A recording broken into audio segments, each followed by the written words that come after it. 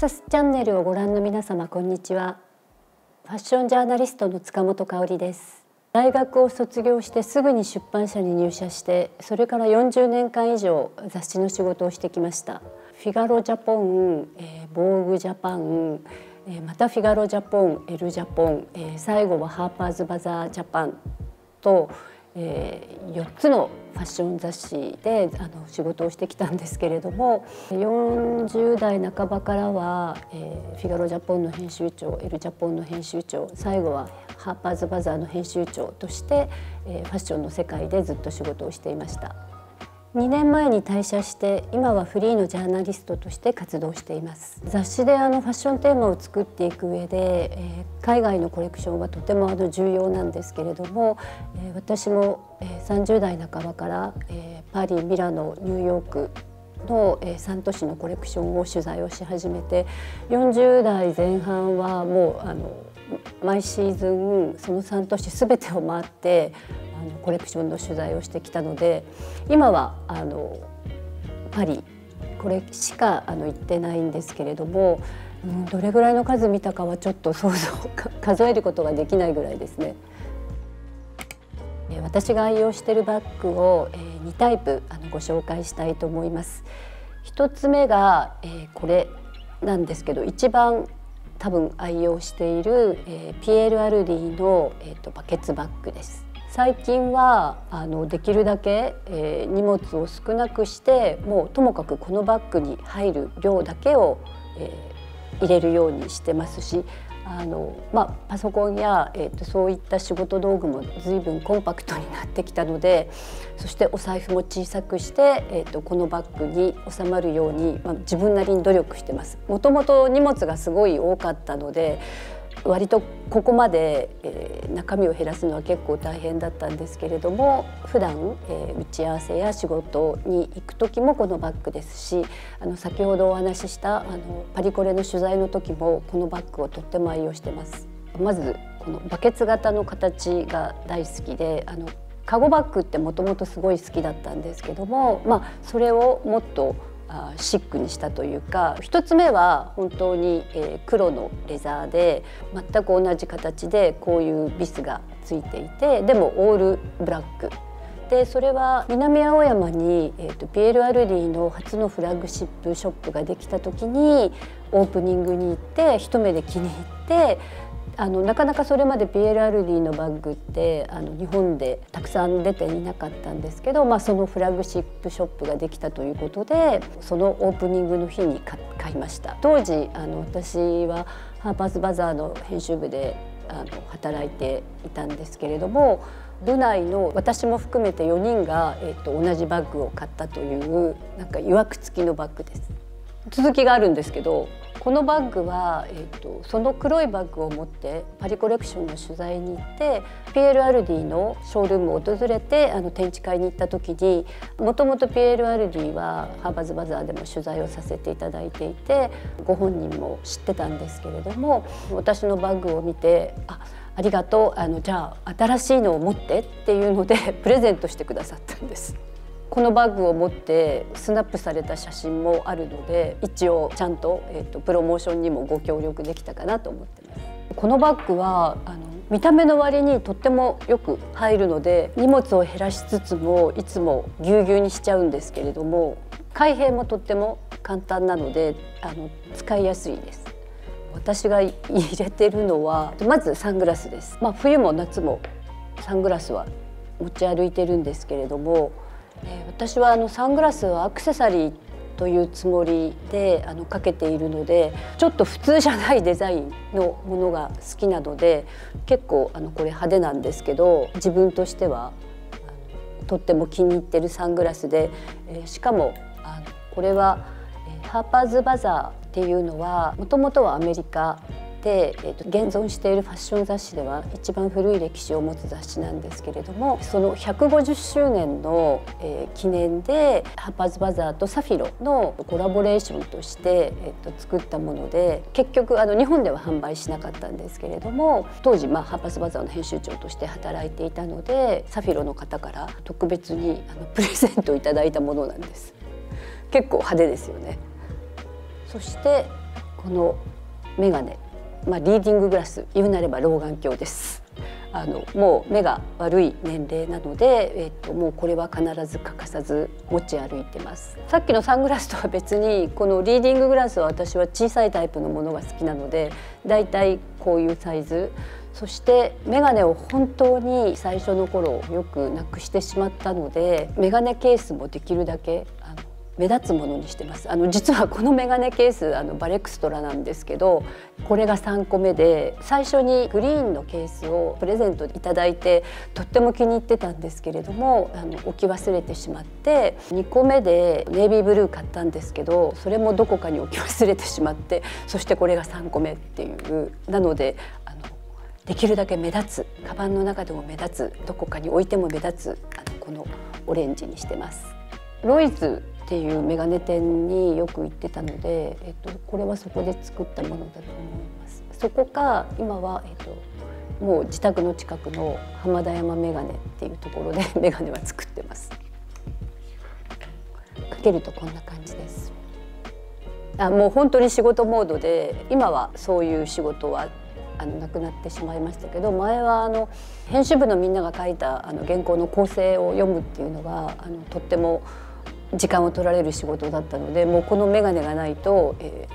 細かい文字が読めなくなってしまったので、もう本当に仕事の必需品です。そしてもちろん携帯電話、もうこれは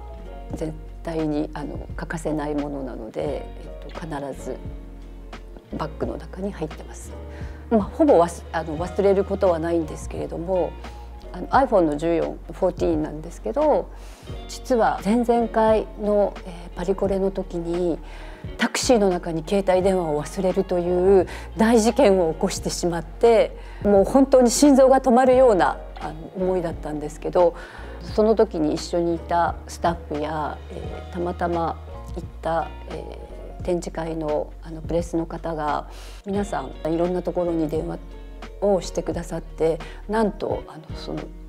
タクシーの運転手さんがちゃんとキープしてくださっていたので、その日の夕方無事手元に戻ってきました。あとは仕事の必需品ということで、もちろん名刺入れ、これはシャネルのミニポーチなんですけど、私は名刺入れに使っています。こんな感じ。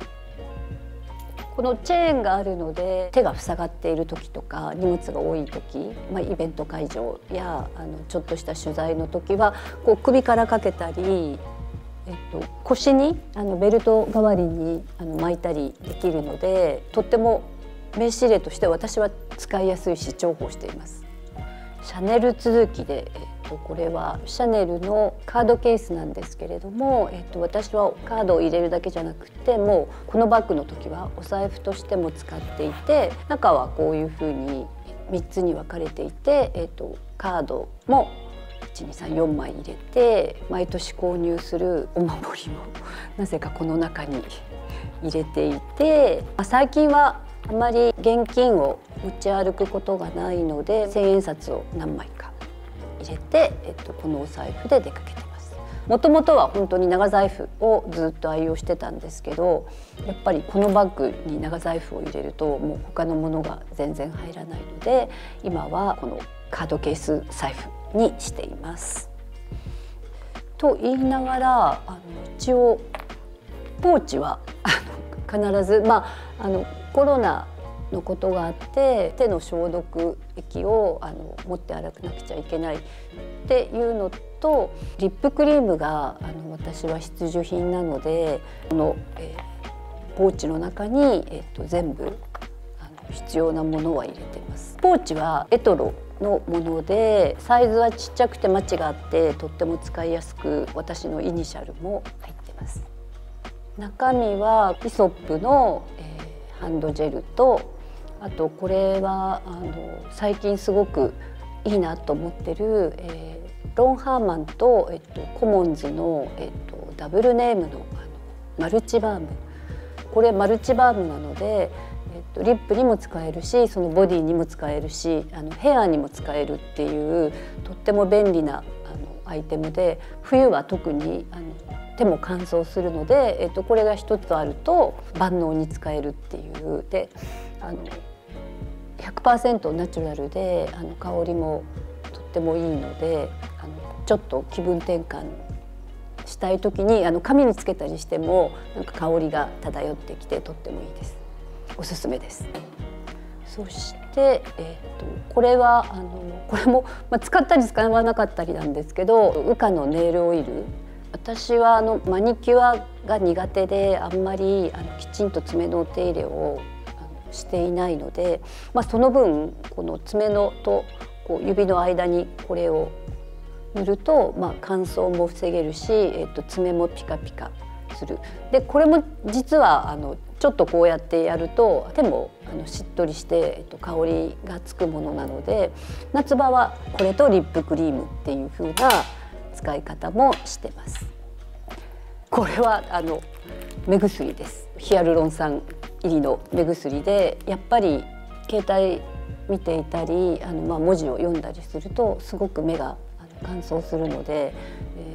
ドライアイ防止に思い出したら刺すようにしてます。化粧直しって外出してる時はほとんどすることがないんです。もう朝メイクをしたらそれで終わりなんですけど一応口紅だけは持ち歩くようにはしています。これはエルメスです。この容器を、ピエール・アルディがデザインしていておしゃれなのでどこで出しても恥ずかしくないので持ち歩き用はこれにしてます。あとはティッシュペーパー入ってますけどそれで以上です。で私はあんまりメイクはそんなにしない方なんですけども口紅は赤が好き。口紅とマスカラっていうのだけはきちんとやるようにしてます。あとはもううるさいんですけどなくならないように家の鍵にもらったチャームはどんどんここにつけてるのでノベルティのものとかチャームをたくさんつけてこれはお守り鈴っていう鈴で最悪から自分を守ってくれるっていうので本当に若い頃に占い師の中森ジュアンさんに「あなたこの先良くないことが起こる」って言われてだからこのお守り鈴をつけなさいって言われてそれ以来もうずっとつけてます。でも実際にそんな良くないこと起こりませんでした。あとはこれもう欠けちゃってるんですけどエッフェル塔をコレクションしてるのでエッフェル塔のチャームはずっとつけてます。ここにもシャネルのチャームとかあとラデュレのチャームとかともかく気が付いたものはつけるっていうそこに置いといてもしょうがないのでこれ、マスク入れにしています。これはルイ・ヴィトンはパリコレのコレクションを取材するための招待状をこういうヴィトンのレザーを使ったものに入れてでそれが招待状として送られてくるので毎シーズン色も違えばその素材の質感も違うものエナメルだったりそのマットだったり違う質感のものを選ばれてるんですけど、ともかくヴィトンのレザーのこういうケースの中に入ってるのは毎回一緒で、それのうちの一つを、私は今マスクケースにして使ってます。結構便利です。ちょっと硬いんですけど。あとはハンカチぐらいですね。ハンカチとあと一応ペンはこういう時代でも、持ち歩いてます。今は消せるペンを愛用していてなくなったらまた中身を変えてっていう風に使い続けてます。ハンカチは別に普通のハンカチです。これタエ芦田のものです。これはエコバッグの元祖アニア・ハインドマーチのエコバッグなんですけれどもやっぱり特に買い物する予定はなかったなと思っていてもいけないなんとか買って帰らなきゃっていうことが時々あるのでそういう時のためにこれ折りたたみ式で中にこの中からこれが出てくるっていうことになっているので、できるだけこのバッグを持って、そして、このバッグのいいところはこういうふうにいろんなところに、取り付けできるので、バッグの中に入れなくてもちょっとサイドにつけたりして、できるだけ忘れないように持ち歩くようにしています。はい、このコンパクトなバッグの中に、これだけ入ってました。ピエール・アルディ立派です。さっきのピエール・アルディのバッグだと、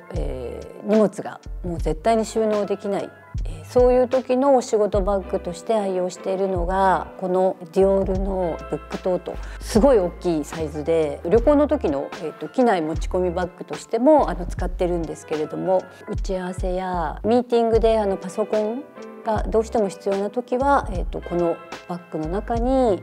ノートパソコンを入れて持ち運ぶようにしています。ディオールのブックトートも今は、ミニサイズから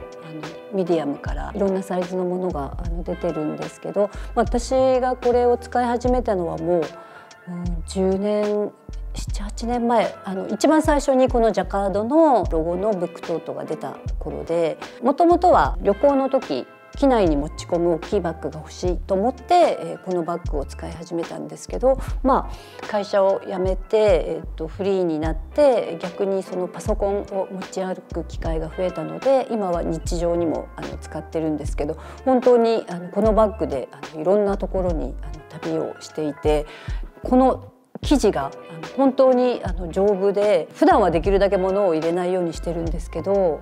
旅行で動く時はやっぱりどんどん荷物が増えてきて、だけど、この耐久性があって、形も崩れないし、本当に優秀なバッグとしていろんな場所に一緒に行ってます。良いパートナーです。ガサガサっと何でも入れちゃうので、なるべくそうならないように整理をして使ってるんですけど、まずパソコン、この長年愛用している、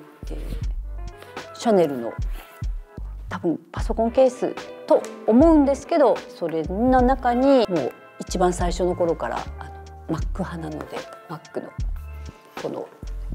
ノートサイズのものを使ってます。さっき、リーディンググラス老眼鏡を持ち歩いてたんですけど、パソコンを、使う日はこのパソコン用のメガネも合わせて必ずこれを、こっちパソコン用なんですけども、ちょっとさっきのメガネに比べると、度が緩くて少し離れた距離のものが見やすいように、本当にパソコン用っていうことで作っています。なのでメガネでパソコンの画面を見ると逆に見えすぎて目がすごい疲れちゃうので、これはもう絶対に忘れてはならない必需品です。この形すごい気に入ってるんですけど、これも似たような形で2個目なんです。1個目をなくしてしまってそれで、この2個目さっきお話しした自宅からそんなに遠くない浜田山メガネ工房っていうところで作ったものです。メガネケースのブランドはマッチズファッションがやってるオリジナルのレザーブランドなんですけど、購入時にこの KTT っていう K は私の名前、T は夫の名前で T が2人の名字っていうことで KTT っていう風に入れてます。机の上を拭いたりするので必ず、この除菌のウェットシートも持ち歩いてます。このノートと、ペンを必ず、バッグに入るときは持ち歩くようにしています。結構ね携帯にメモするのも大変だったりする時もあるので、今も、ノートは仕事の時は必ず持ち歩いてます。場合によってはリモートでミーティングみたいなことも出先であるので、あれなんだっけAirPods も必ず、忘れないように持ち歩いてます。で、お財布やちっちゃなポーチや、名刺入れは、このバッグの中にこの同じ、ディオールのポーチを入れて、この中にいろんな細々としたものを入れて、持ち歩くようにしています。これがあるとこの大きなバッグをちょっと例えば誰かに見てもらってこれだけ持って、近くのお店に行くこともできるし、これはどこかに置かせてもらって、このポーチだけを持って歩き回ることもできるので、一応もう必ずバッグインポーチとして、使ってます。色違うんですけどなんとなく雰囲気も合うし、これだけでも十分、クラッチ風に使えるものなのですごい便利です。だいたいそれぐらいですかね。結構大きいバッグにこうガサガサって余裕があるような感じで、それだけの量しか入れないようにはしてます。荷物を減らしてできるだけコンパクトにするっていうのを心がけているので、だいたいこんな感じで全部入ってます。大きいものちっちゃいものいろいろ入ってますけど、私の優秀なお仕事用の大きなバッグの中身でした。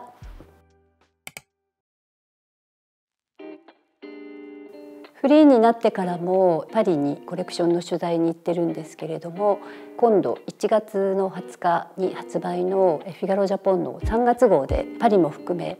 ミラノ、ロンドン、ニューヨーク、2024年春夏のトレンド速報を私がエディットして、原稿も書いています。今回もいろいろ話題がたくさんのシーズンだったので、ぜひファッションの好きな方に、そのトレンド速報を見ていただきたいと思うので、1月20日売りのフィガロジャポン3月号ぜひご覧になってください。じゃあ皆さん最後までご覧いただきありがとうございました。